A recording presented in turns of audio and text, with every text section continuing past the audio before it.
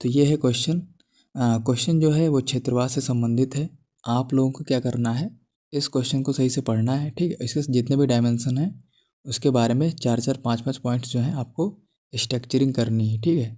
फिर इसके बाद जब हम लोग डिस्कस करेंगे आंसर को, तो उसमें आप लोगों को मैच करना है कि कितने सारे पॉइंट्स आपके जो हैं वो सेम मैच कर रहे हैं, ठीक है। तो यहाँ पे जो क्वेश्चन दिया हुआ है कि भारत में क्षेत्रवाद के कारणों का वर्णन कीजिए। क्या आप इस मत से सहमत हैं कि विकास में क्षेत्रीय समानता क्षेत्रवाद को जन्म देती है, ठीक है। यहाँ पे इंग्लिश में भी दिया हुआ है तो इसको भी पढ़ सकते हैं। तो इस क्वेश्चन को पढ़ के एक चीज़ समझ में आ रही है कि क्वेश्चन जो है वो क्षेत्रवाद से संबंधित है, ठीक है। तो इंट्रो आप लोग जानते हैं कि सबसे पहले क्या इंट्रो लिखना रहेगा, फिर मेन बॉडी और फिर उसके बाद कंक्लूज़न, ठीक है। तो इंट्रो में मैंने आपको पहले ही बताया है कि 2-3 टाइप के इंट्रो होते हैं। पहला तो ये है कि अगर कोई रिपोर्ट या फिर डेटा अगर आपको पता है तो इंट्रो में डाल सकते हैं। अगर वो सारी चीज़ें नहीं पता हैं तो फिर आप लोग क्या करेंगे, जो मेन कीवर्ड होता है क्वेश्चन का उसको उठाएंगे, उसकी डेफिनेशन लिख देंगे, ठीक है। तो यहाँ पे क्षेत्रवाद से संबंधित अगर आपके पास कोई डेटा है या फैक्ट्स है या कोई रिपोर्ट है तो उसको आप डाल सकते हैं, ठीक है। अगर नहीं है तो क्षेत्रवाद की यहाँ पे डेफिनेशन लिखेंगे। तो इंट्रो में क्या करना पड़ेगा आपको, सबसे पहले डेफिनेशन लिखेंगे, फिर मेन बॉडी पे आते हैं। मेन बॉडी में क्या है, 2 डायमेंशन है यहाँ पे, ठीक है। क्षेत्रवाद के कारण बताया है कि वो कारणों का वर्णन कीजिए, ठीक है। तो पहला डायमेंशन ये हुआ कि कारण बताने हैं, और दूसरा है कि क्या आप इस मत से सहमत हैं कि क्षेत्रीय विकास में क्षेत्रीय समानता जो है वो क्षेत्रवाद को जन्म देती है, ठीक है। तो बताना है कि जो विकास की क्षेत्रीय समानता है वो किस प्रकार से क्षेत्रवाद को जन्म दे रही है। तो दूसरा डायमेंशन जो है ये यहाँ पे दिया हुआ है, ठीक है। तो इन 2 डायमेंशन को हमें मेन बॉडी में कवर करना है। तो आप लोग क्या करिए, अभी 2 मिनट के लिए आप लोग क्या करिए, वीडियो को पॉज करिए, उसके बाद उसकी स्ट्रक्चरिंग करिए, ठीक है। सबसे पहले बताइए कि क्षेत्रवाद के कौन कौन से कारण हैं। तो आप लोगों ने क्वेश्चन की स्ट्रक्चरिंग जो है वो कर ली होगी और कुछ कुछ पॉइंट्स जो हैं दोनों डायमेंशन के लिख लिए होंगे, ठीक है। ये क्वेश्चन है जो अभी हम लोग डिस्कस कर रहे थे और यहाँ पे उसका आंसर लिखा हुआ है, ठीक है। तो सबसे पहले मैंने यहाँ पे डेफिनेशन लिखी है क्षेत्रवाद की। डेफिनेशन में क्या लिखा है, क्षेत्रवाद से तात्पर्य किसी निश्चित भौगोलिक क्षेत्र में रहने वाले लोग भाषा, जाति, धर्म, संस्कृति आदि के आधार पर अपनी अलग पहचान बनाए रखना चाहते हैं तो इसे क्षेत्रवाद कहते हैं, ठीक है। मुझे यहाँ पे कोई डेटा नहीं पता था, कोई रिपोर्ट नहीं पता थी, इसलिए मैंने यहाँ पे सीधे उसकी डेफिनेशन लिख दी है, ठीक है। और डेफिनेशन आप भी लिख सकते हैं। इसके बाद मेन बॉडी में अगर देखेंगे तो यहाँ पे 2 डायमेंशन थे। पहला था क्षेत्रवाद के कारण क्या है, तो यहाँ पे मैंने कारण लिखे हुए हैं। तो पहला कारण क्या है, पहला कारण है कि भाषाई आधार हो सकता है क्षेत्रवाद का। दूसरा क्या है, धार्मिक विविधता हो सकती है। तीसरा यहाँ पे संस्कृति और निर्जातिता है, ठीक है। यहाँ पे मैंने एक डायग्राम भी दिया है, तो ये डायग्राम आप लोग यूज कर सकते हैं। जैसे यहाँ पे जो पंजाब का क्षेत्र वहाँ पे खालिस्तान की मांग की जाती है धार्मिक आधार पे। असम वाला जो क्षेत्र यहाँ पे बोडोलैंड की मांग की जाती है। इसके अलावा जो बंगाल वाला क्षेत्र है यहाँ पे गोरखालैंड की बात की जाती है। जो साउथ वाला एरिया है वहाँ पे द्रविड़ नाडु की बात की जाती है। इसके बाद जो महाराष्ट्र वाला क्षेत्र यहाँ पे मराठा लैंड की बात की जाती है, ठीक है। तो ये कुछ क्षेत्र हैं जहाँ पे क्षेत्रवाद का विस्तार कैसे कैसे हुआ है, वो सारी चीज़ें जो हैं आप मैप में दिखा सकते हैं। तो यहाँ पे मैंने 3 कारण बता दिए हैं, भाषाई आधार, धार्मिक आधार और इसके अलावा सांस्कृतिक और निर्जातिता का आधार, ठीक है।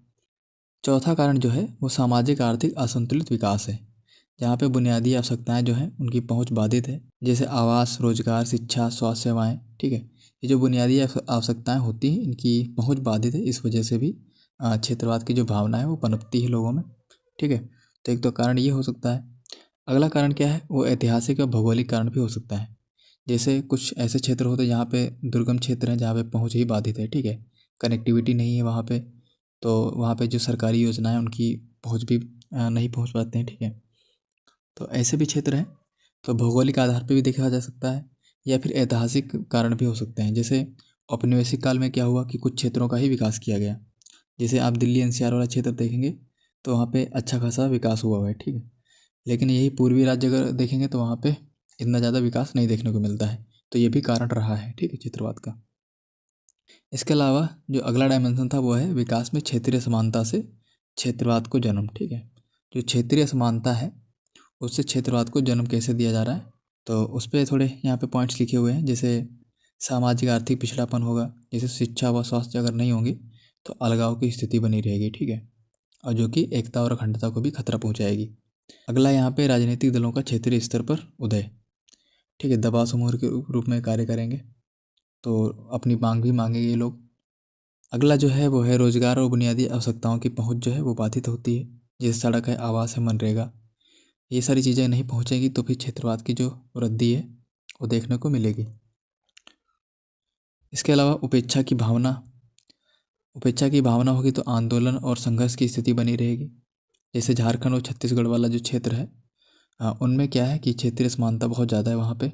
ठीक है, अगर कंपेयर किया जाए महाराष्ट्र से कंपेयर करें या फिर दिल्ली, मुंबई, चेन्नई, ठीक है, जो भी विकसित राज्य हैं उनसे कंपेयर किया जाए तो यहाँ वाला जो क्षेत्र काफ़ी पिछड़े हैं।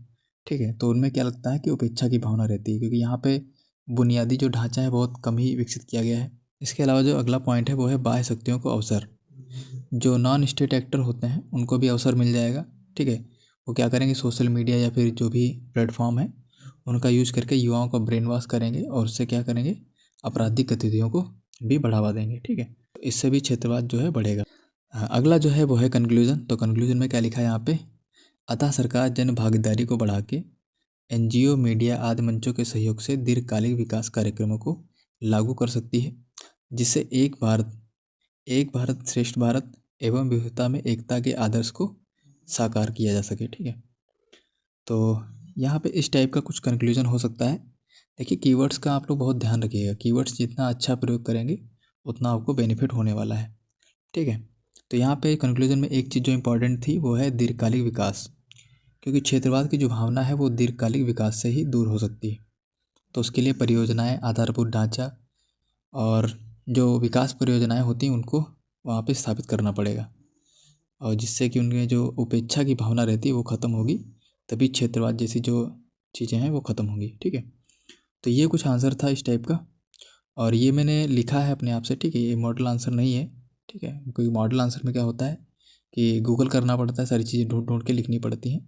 ये जो मेरे मन में आया था वो मैंने लिखा है यहाँ पे, और ये क्वेश्चन जो है, जो आंसर है ये 8 से 10 मिनट में लिखा हुआ है। ठीक है, तो 8 से 10 मिनट में जो भी समझ में आया वो लिखा हुआ है। ठीक है, बाकी कुछ पॉइंट्स यहाँ पे छूटे भी हैं। ठीक है, क्योंकि मेंस में क्या होता है कि सारे पॉइंट्स आपको, ज़रूरी नहीं कि सारे पॉइंट्स इसमें शामिल हों। ठीक है, क्योंकि वर्ड लिमिट है, 125 वर्ड में ही लिखना है सारे आंसर। ठीक है, आपको 125 वर्ड में ही लिखना है 8 नंबर वाले क्वेश्चन, तो वर्ड लिमिट का भी ध्यान रखना होता है। तो कुछ पॉइंट्स जो हैं जो कि ज़्यादा इंपॉर्टेंट नहीं उनको छोड़ना भी पड़ता है। ठीक है, तो जो वहाँ पे याद आते हैं इंपॉर्टेंट पॉइंट्स वही लिखे जाते हैं। तो टाइम में लिखने की कोशिश करिए। ठीक है, और जो अच्छे पॉइंट्स हैं, जो इंपॉर्टेंट पॉइंट्स हैं उनको लिखिए। इसके अलावा कुछ चीज़ें मैं आपको और बता देता हूँ। जो 8 मार्क्स वाले क्वेश्चन होते हैं, ठीक है, उसमें देखिए आप लोग लगेगा 2 डायमेंशन आपको आराम से दिखेंगे। उसमें कोई भी क्वेश्चन होगा उसमें 2 डायमेंशन आप आराम से निकाल सकते हो। जैसे कोई क्वेश्चन है, चैलेंजेस अगर पूछा है तो आपको जिम्मेवारी बनती है आपकी कि वहाँ पे आप कुछ इनिशिएटिव लिखें, गवर्नमेंट के लिखें या आपके अपने सुझाव उसमें लिखिए। ठीक, प्रयास लिखिए। चैलेंजेस पूछें तो प्रयास आपको लिखने ही लिखने हैं, तो 2 डायमेंशन जो है मेन बॉडी में बने ही जाएंगे। ठीक है, और पेज जो होता है वो 2 पेज होते हैं 8 नंबर वाले में। एक जैसे यहाँ पे है, ये दूसरा पेज है। ठीक है, यहाँ पे इंट्रो लिखे तो एक डायमेंशन यहाँ पे लिख दिए, एक डायमेंशन यहाँ पे लिख दिए, यहाँ पे कंक्लूजन लिख दिए। ठीक है, तो इस तरह से आपका जो है पेज भी भर जाएगा और सारे डायमेंशन भी कवर हो जाएंगे। एक डायमेंशन में जो है, कुछ लोग पूछते हैं सर कितना लिखना चाहिए, तो देखिए एक डायमेंशन में जो है 5 से 6 पॉइंट्स आप लिख सकते हैं। जैसे यहाँ पे 2 डायमेंशन थे। ठीक है, तो पहले वाले डायमेंशन में मैंने 5 पॉइंट्स लिखे हैं। ठीक है, और दूसरा जो डायमेंशन है यहाँ पर भी 5 पॉइंट्स लिखे हैं। ठीक है, तो यहाँ पे दोनों में मैंने 5-5 पॉइंट्स लिखे हैं। ठीक है, तो रेशियो जो है वो एकदम बैलेंस है। ठीक है, कोई ऐसा नहीं कि एक डायमेंशन पे ज़्यादा मैंने जोर दे दिया है और दूसरे पे कम दिया है, ऐसा भी नहीं है। ठीक है, एकदम बैलेंस आंसर लिखा हुआ है कि 5 पॉइंट्स वहाँ पे लिखे, 5 पॉइंट्स यहाँ पे लिख दिए। ठीक है, तो ऐसे बैलेंस करना रहता है। ठीक है, अगर 6 लिख रहे हो, 6-5 चल जाएंगे, आराम से चल जाएंगे। ठीक है, ऐसा ना हो कि एक डायमेंशन पे आपने 3 ही पॉइंट्स लिख दिए और एक डायमेंशन पे जाके 6-7 पॉइंट लिख दिए। ठीक है, तो ये चीज़ें नहीं करनी।